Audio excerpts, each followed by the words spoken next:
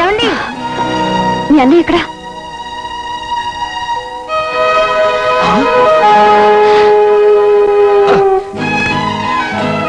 నా గురించి మా అమ్మతో ఏమన్నా? నేనేం అనలేదే. ఏం అనలేదా?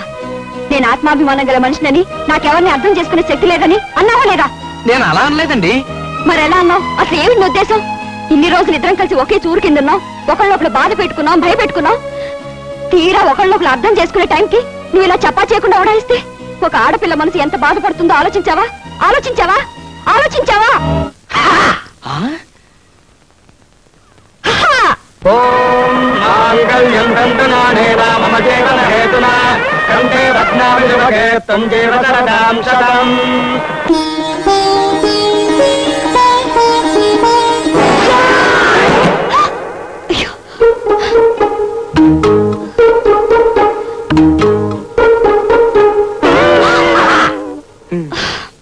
ఇక్కడ కూడా దొంగ కోళ్ళ వ్యవహారేనా?